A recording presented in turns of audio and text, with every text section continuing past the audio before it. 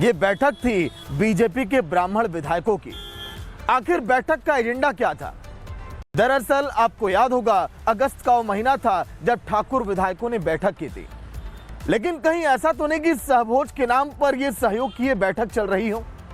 एक तरफ बीजेपी के ब्राह्मण विधायकों की बैठक हुई तो एक तरफ बीजेपी के ठाकुर विधायकों की। इन दोनों बैठकों के मायने क्या है? क्या कुछ वजह है जिसके कारण आया यूपी की सियासत में भूचाल? देखिए आप।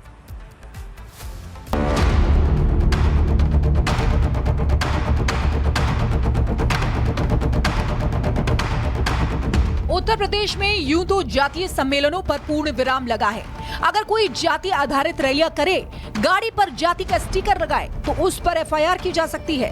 लेकिन सवाल ये है कि अगर कोई जाति के नाम पर विधायकों को एकजुट करे, गुट बनाए, तो वो सत्ता के नियम कायदों वाली किस कैटेगरी में आएगा?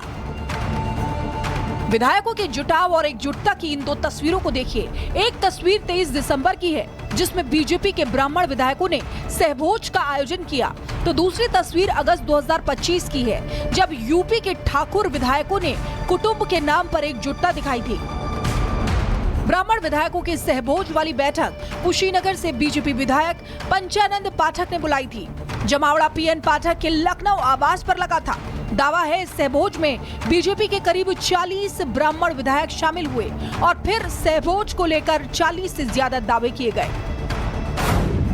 किसी विधायक ने कहा सिर्फ फलाहार के लिए बैठक थी, तो किसी ने बैठक में लिट्टी चोखा का जिक्र किया, तो कोई यूपी की राजनीति में ब्राह्मणों के पिछड़ जाने से परेशान नजर आया। सहभोज में ब्राह्मण विधायकों ने कहा कि ब्राह्मणों की आवाज दबाई जा रही है, उनके मुद्दों को अनदेखा किया जा रहा है। ब्राह्मण विधायकों ने ब्राह्मणों के हितों की बात को जोर शोर से उठाने की बात भी कही।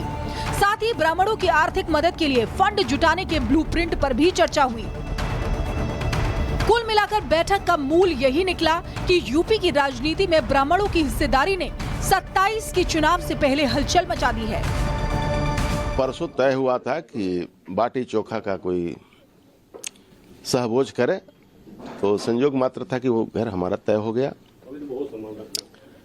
और हम लोग क्षेत्र के डेवलपमेंट के बारे में, एसआईआर के बारे में चर्चा हुई, परिवार के बारे में चर्चा हुई।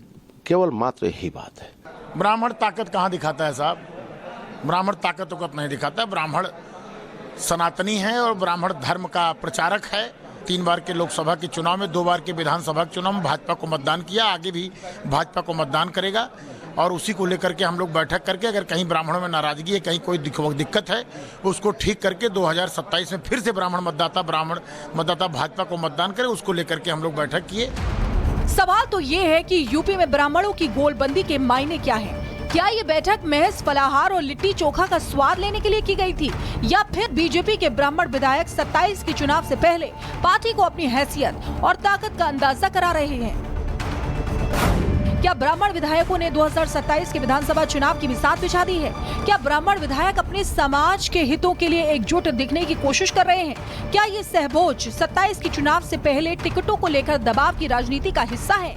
क्या ये बैठक ठाकुर बनाम ब्राह्मण समीकरण के संतुलन की कोशिश थी? और सबसे बड़ा सवाल तो ये है कि क्या बीजेपी में ब्राह्मणों की उपेक्षा की जा रही है? तो ये भारतीय जनता पार्टी के लोग जात में बांटते हैं। हम तो कहेंगे ब्राह्मण समाज की अगर मीटिंग हुई है, सब हमारे समाजवादी पार्टी में आए, सबको सम्मान मिलेगा। देखिए, वो दर्द बाहर निकल के आ रहा है, जो दर्द लगातार लंबे समय से है, पर वो कहा भी नहीं जा रहा और अब सहा भी नहीं जा रहा। तो वो दर्द निकल करके इन बैठकों के माध्यम से बाहर आ रहा है और ये सारे पीड़ित उपेक्षित लोग हैं जिनकी सरकार में सुनवाई नहीं हो रही और कहीं ना कहीं चाहते हैं कि उनकी ताकत दिखाई पड़े और सरकार में उनकी कुछ हद तक सुनवाई हो सके।